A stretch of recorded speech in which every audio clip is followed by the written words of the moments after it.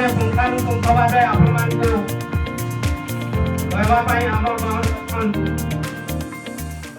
आज सारा भारत रे आमर यशस्वी प्रधानमंत्री माननीय नरेंद्र मोदी नेतृत्व रे आज समस्त माँ मान समस्त महिला मान 33% संरक्षण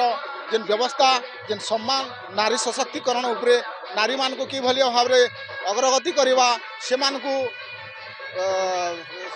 सामाजिक क्षेत्र में राजनीतिक क्षेत्र में आर्थिक क्षेत्र में अग्रसर करवा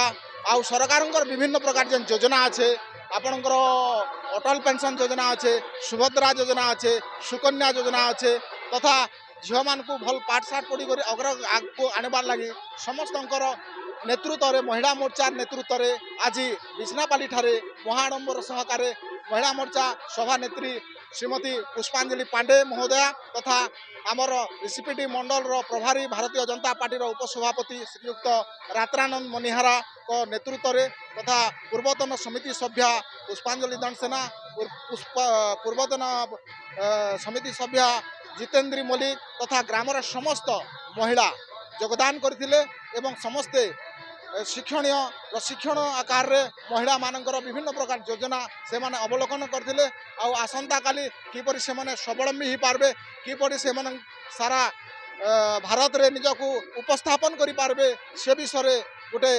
सम्मिलन होइतिला आउ आमे समस्ते योगदान करथिलु आउ सुचारू रूपे आमे संपादन कलु।